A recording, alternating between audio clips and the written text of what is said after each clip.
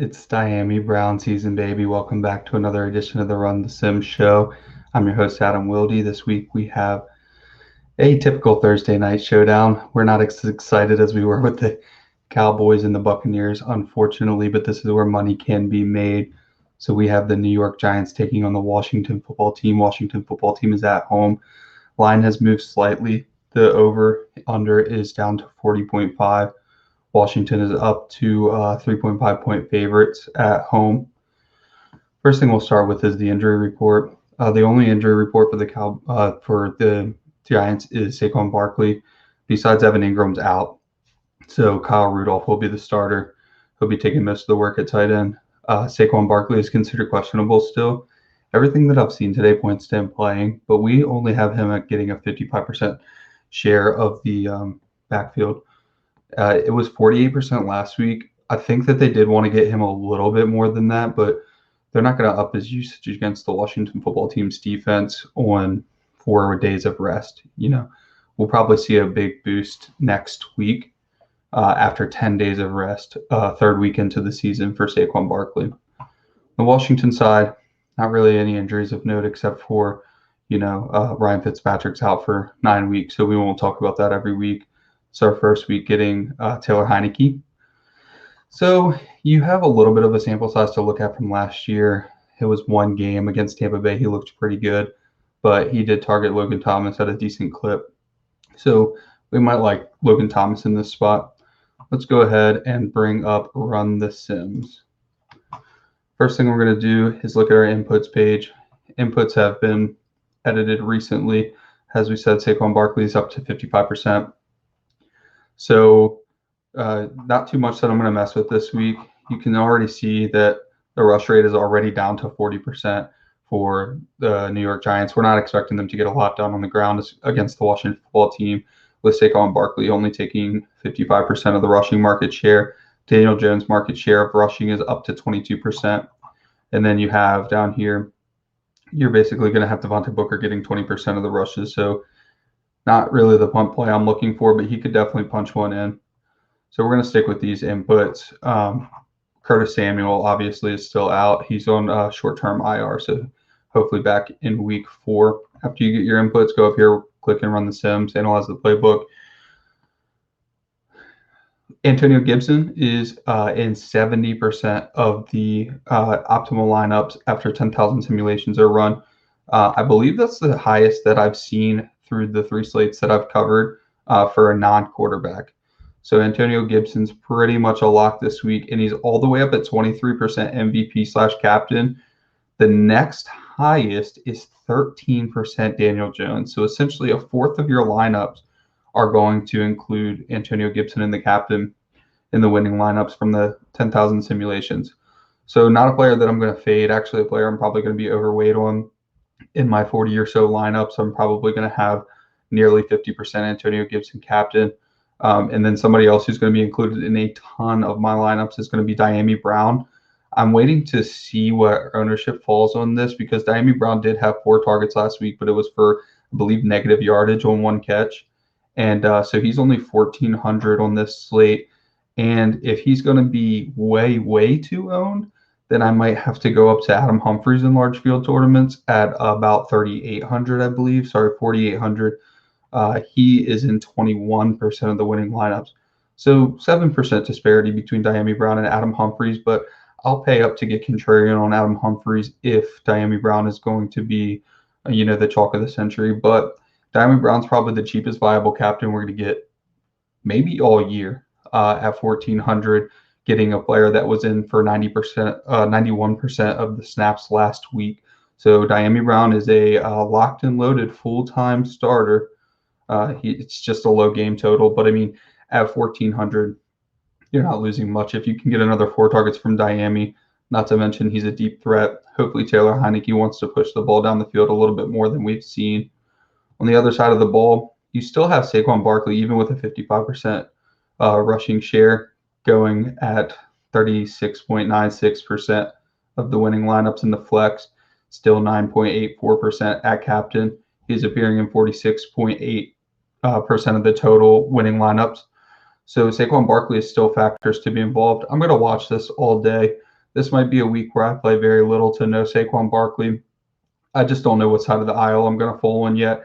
If the general public seems sharp and they're going to fade Saquon Barkley, then I might be putting Saquon Barkley into my lineups and hoping that on those 10 touches he does something electric, just because he is obviously the best player on the Giants offense. And even if he's only 80%, he still might be the best player on the Giants offense. So he could still punch one in. Hopefully he gets goal line work. I'm skeptical on that as well. Basically, this is just going to be an ownership play. If he's low owned, I'll play him. If he's high owned, I'll fade him. The two quarterbacks you have is Daniel Jones and Taylor Heinicke. This one's interesting. So Daniel Jones is in 55% of the winning lineups in the flex. Taylor Heinicke's in 51% of the winning lineups in the flex. The interesting part is that Daniel Jones is appearing as captain 68% of the time, and Taylor Heinicke's only appearing at captain 58% of the time. So Daniel Jones is actually the preferred play, according to RunTheSims, and he will most definitely be the less owned of the two, just because people want to play receivers from Washington. So that leads us to Kenny Golladay appearing in 41% of the total lineups and Sterling Shepard appearing in 35% of the total lineups. This is a decision you're going to have to make. So if you're not playing Daniel Jones, you're probably not going to want to play multiple pass catchers from the Giants. However, Kenny Golladay is 8,200. Sterling Shepard is 8,000. The tough part about that is that Sterling Shepard played nearly 100% of the snaps last week. He had, I believe, 8 targets. And Kenny Golladay played 85% of the snaps, and he had 6 targets. So you have a decision point there at 8,000. Basically, who's going to be less owned, who's going to find more success against the Washington football team. I actually think Sterling Shepard's in a better position to find success against the Washington football team. Last week, we saw the Chargers find success on like short outs and things like that to kind of avoid that Washington secondary and avoid some of those athletic linebackers. So it was a lot of quick out stuff. It was surprising to see the Chargers not throw past 20 yards more than I think maybe one time. You've got a decent cover safety in Cam Curl. I'm not going to say that Landy Collins is a decent cover safety. He's actually pretty bad. But you didn't see that the Chargers went deep on Washington last week. So it might not be a Kenny Golladay game. It might not be a Darius Slayton game. Darius Slayton's actually interesting because he's too expensive. At 6,600, that's too expensive for Darius Slayton, so he might not get much run at all. So he could be the lowest owned starting wide receiver on the slate. And if that's the case, he's appearing in almost 17% of total lineups. That's fair enough to end up into some of your winning lineups. So let's head over here to our custom lineups. I'll go through the top one. I like to go through the top one every week and just show you what our optimizer loves the most. This is the first week where our top one has been a tie, which is actually good because that means you will be able to just pick your favorite, essentially, if you're interested in playing the top lineup every week. The first lineup is Dyami Brown, Daniel Jones, Kenny Golladay, Taylor Heinicke, Antonio Gibson, and Terry McLaurin. I like that lineup because you're running it back with just Daniel Jones and Kenny Golladay, and I don't mind that at all. If Daniel Jones is going to do some rushing, and then Kenny Golladay is the only receiver to find success, I don't think you're going to find multiple receivers getting success against this Washington football team defense this week. And then the second lineup's one that I won't be playing. It's Saquon Barkley and captain with Adam Humphries, Terry McLaurin, Taylor Heinicke, Antonio Gibson, and Dyami Brown. I think I do like this lineup if you replace Saquon Barkley with a Kenny Golladay or a Sterling Shepard. Just pick your poison. Almost always, you want to have your wide receiver and captain. You're going to want to have their quarterback in the flex. The only time that you're not really mandatory to do that is if it's going to be a low-scoring game and Daniel Jones doesn't have to be in the winning lineup. So in this case, Kenny Golladay could have one of his 200 yards and a touchdown game, and then you didn't necessarily need Daniel Jones in that, especially if you believe that you could flip the script a little bit and think that the Giants could be productive in this game, and you think that the Giants could actually win. Then you could certainly see going this route where Washington football team is actually trying to keep up. In that case, you're still going to have Antonio Gibson in. He was targeted quite a bit. Actually, he had, I think, the highest market share for a running back on the whole slate on Sunday, and McKissick still had like a chunk of targets. So they're going to throw it to the running back. Even with Taylor Heineke in there, it didn't seem like it was going to change much. We can go down here to a Kenny Golladay captain. This does have Daniel Jones in the flex. So this is Kenny Golladay at captain, Antonio Gibson, Taylor Heineke, Daniel Jones, Adam Humphries, Diami Brown. I don't mind playing both quarterbacks because I don't think both quarterbacks are going to be super owned. You have to remember, in a 40-point over-under, you're probably going to see a ton of Washington defense. And I'm actually pretty glad that our optimizer is not spitting out a ton of Washington defense, because I know that Washington defense is going to be super high owned. And for me personally, when I'm playing on the Showdown slates, I don't like to play defense when they're going to be high owned. I do like to play defense when they're going to be low owned. When nobody's talking about the defense, it's a good week to sprinkle them in. Maybe you get a pick six, something like that. But when everybody's going to be on the Washington football team and they're going to end up, at 30% exposure or something like that, go ahead and throw both quarterbacks in and hope it hits the over, especially when you're getting a little contrarian with Kenny Golladay at captain and only running it with Daniel Jones. So you're basically saying it's going to be a two-man show on the Giants side of the ball, with Saquon Barkley having little to no involvement, no success on the ground. I really love playing it from that angle this week. So I'm just pretending that the Giants are going to have zero success on the ground, and I'm hoping that they don't even try. I don't trust Jason Garrett really too terribly much to have a productive game plan going into this week. But if I were the Giants, I'd be coming out guns blazing off the bat, because you're not going to find any success with a hobbled Saquon Barkley and Devontae Booker, in my opinion. So that then we need to get to our first Miami captain. This is the last thing I want to talk about before we look at some projections and maybe build some lineups. Diami at captain is going to be huge this week.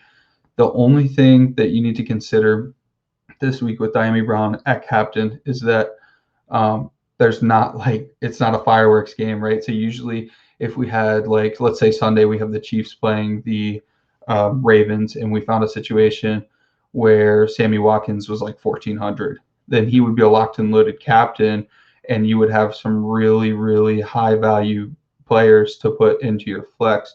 With this week, I actually like just leaving a ton of salary on the table with Diami Brown, because there's a lot of cheaper options, or mid-price options, I should say, on both sides of the ball this week. And Diami is still, a productive captain. So Diami should be more expensive than Adam Humphries for sure. Diami should probably be like a 5K player, and he's only 1.4K. So I don't mind putting Diami in captain, pretending that he was a 5K player, and then just leaving a ton of salary on the table for your large field tournaments. That's actually what I think I'm going to do for the Millie Maker. So our first lineup is Diami Brown, Terry McLaurin, Daniel Jones, Sterling Shepard, Antonio Gibson, and Taylor Heineke. This is going to leave some meat on the bone. The only thing that I would do differently here is I actually prefer Diami Brown and captain with a Washington onslaught. So I would run 5 Washington players and then just maybe Kenny Golladay or Sterling Shepard. I haven't decided which one's going to be my favorite yet this week. So I would do something like Diami Brown, Terry McLaurin, Kenny Golladay, Antonio Gibson, Taylor Heineke, and Logan Thomas would be my player of choice. Maybe you could throw J.D. McKissick in there instead of Logan Thomas and leave a ton of salary on the table. But I do believe that Logan Thomas is going to find some success this week against the Giants with Taylor Heineke. That was a 10 frequency. So we have 2 13 frequencies, an 11 frequency, and 3 10 frequencies before we get into a bunch of 9s and a bunch of 8s. The 2 13s were the ones that I told you at the top with Saquon Barkley and the captain. I might even manually adjust Saquon Barkley's touch share down even a little bit more if he does end up playing, because the fact that he's still questionable on Thursday is concerning. Yesterday when I was digging into this, it seemed as though the questionable tag was going to get removed just because Saquon Barkley took, limited reps in practice, but that was to be expected coming off the knee injury, coming off first contact of the year. I never felt like Saquon's status was in doubt for this game, but the fact that he's still questionable, I guess you can look at it from the Giants' perspective and say that what's the point in saying that he's fully active in game theory sense? He's probably going to play, but still being questionable this close to game time tells me that there's a chance that he's even more limited than last week. Let's go over here to our projections before we build a couple lineups. We've got Antonio Gibson projected for 19.6, Daniel Jones projected for 18.9, Taylor Heineke projected for 17.3. Then you take your first little drop off of more than 2 points. That's Saquon Barkley at 15.4, Terry McLaurin at 15.1. Another little drop to Kenny Golladay at 13.7, Sterling Shepard at 12.4, Logan Thomas at 10.8. Those are your big plays there.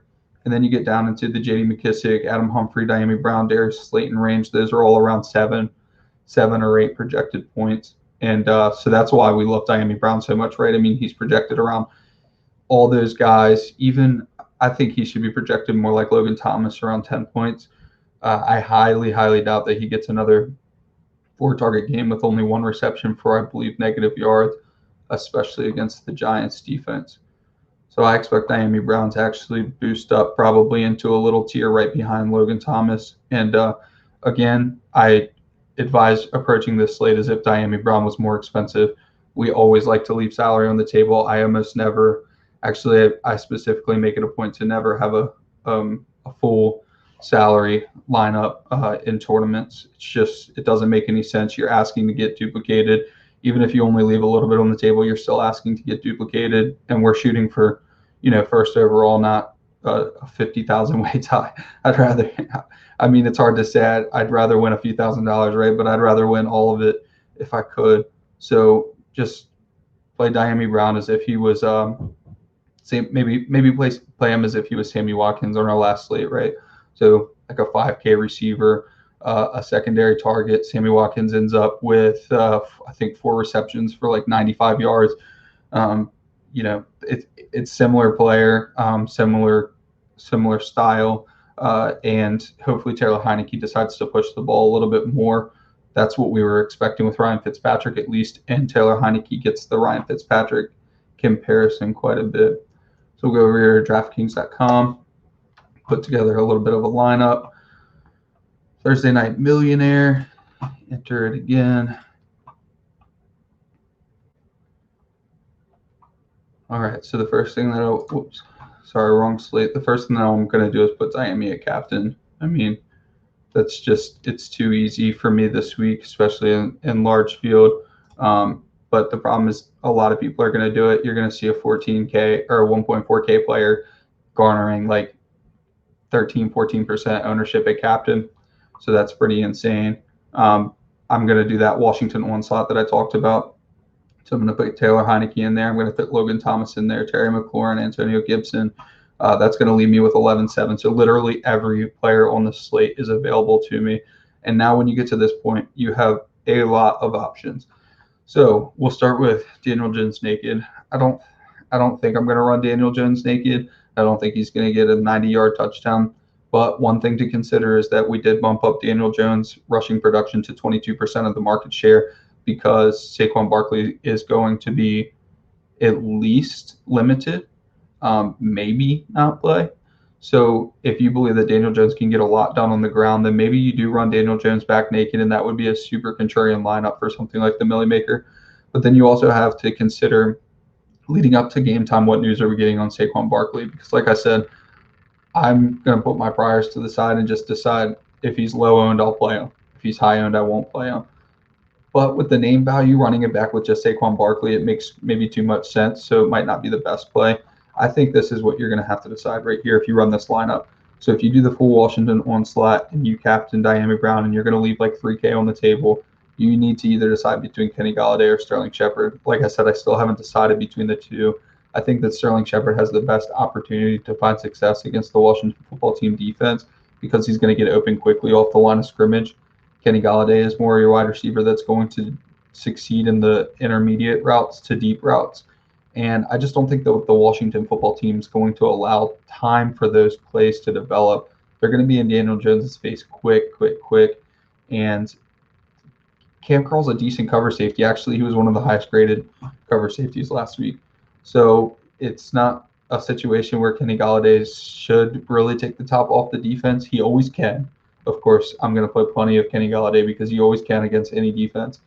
Kenny Golladay can break a big one. But I think your best run back option in a game where you say that Washington probably dominates is just going to be Sterling Shepard peppered with 10 or 11 targets. And in this case, I'm going to run back Sterling Shepard from my Washington onslaught and leave 3.7K on the table. And I'm going to be perfectly fine with that because, like I said, we're pretending Diami Brown is a lot more expensive than he is. That's the only way you're going to get contrarian if you're going to have Diami Brown in your lineup, at captain especially. And then another thing you can do if you lead into game time and you're saying, look, Diami Brown is a great play, but everybody and their mother knows he's a great play, then you can just throw something like Adam Humphries in captain, forget about Diami Brown, but then you're going to have to go down from Sterling Shepard. And the problem with this lineup I was tinkering with is that you can put Darius Slayton in there, which is perfectly viable, but now you've used every single bit of your salary. It's not something I recommend doing in large field tournaments. This is probably going to be a duplicated lineup. So Adam Humphries only had like 60% of the snap share last week, and I think it's going to be about the same. So it is a contrarian play, and he is more expensive than Diami Brown, but I think it's a good time to eat the chalk on Diami Brown and try to build your lineups around that. It's not terrible to eat the chalk if you can get contrarian around it, especially in a game, like I said, where we can be able to fade hopefully a high-owned defense, and all we need is the defense to only score 3 or 4 points, and we don't have to worry about them. The problem is that if you get a Daniel Jones pick six or a fumble for a touchdown, you're drawing dead because you completely faded the defense, and they're only going to score like 20 total points. So these slates can be scary in that way. You have to make decisions if you think that they can get around a 40-point over-under and that Daniel Jones isn't going to turn over the ball for a touchdown, then we definitely want to capitalize on fading the defense. So we look through our optimal results, our custom lineups, and our projections. The last thing I wanted to touch on is just I want to harp on the decision point between Adam Humphries and Diami Brown. Adam Humphries is in the captain spot 4.22% of the time compared to Diami Brown's 3.64% of the time, which is nothing, minuscule. So just keep that in mind when you get closer to the slate. If you feel like Diami Brown is going to be extremely, extremely high owned, like too high owned, I mean, if we're talking he's going to be in the captain spot 25% of the time, it's just not worth playing him. If you can play Adam Humphries for 7%. But if Diami Brown is sub 20%, just get contrarian elsewhere. So that's my advice for this week. I hope everybody crushes their Thursday night showdown slate week 2.